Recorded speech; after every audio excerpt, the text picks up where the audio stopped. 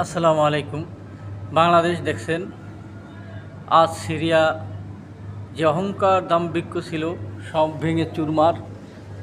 আজ বিদ্রোহী যোদ্ধারা দখল করছে একে একে অনেক শহর, অনেক এলাকা, সব তাদের দখলে গেছে। আজ সেই সিরিয়ার বাশার আল আসাদের সেই গোষ্ঠী আজ শেষ। তারা যেই শাসন করছে, মুসলিমের উপর নির্যাতন এবং পশ্চিমাদের সাথে তারা সম্পর্ক রেখে মুসলিম নিধন করছে। আজ তাদের সেই অহংকারের সেই রাজত্ব শেষ। আজ তারা পরাজয়, আজ তারা পালাচ্ছে এবং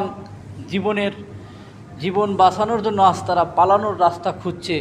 আজ দেখেন একে একে সমস্ত এলাকা দখল করেছে, তাদের দখলে আসছে। আজ সমস্ত এলাকা আজ বিদ্রোহীদের দখলে। আজ মুসলিম জাতি তাদের পতাকা উড়াবে এবং কালিমার পতাকা উন্মোচিত হবে, এটাই আমাদের প্রত্যাশা। এখান থেকেই বলছি, মুসলিমের বিজয় কে কে শুরু হয়েছে। দেখেন এক মুসলিম ভাই সিজদা দিচ্ছে, আলহামদুলিল্লাহ আলহামদুলিল্লাহ।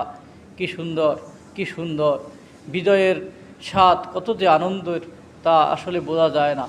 যে ভাইয়েরা মারা গেছে, যা শহীদ হয়েছে, তাদের আত্মার মাগফিরাত কামনা করছি। আর আজ যারা বিজয়ের জন্য উল্লাস করছে এবং তাদেরকে উৎসাহিত করছি।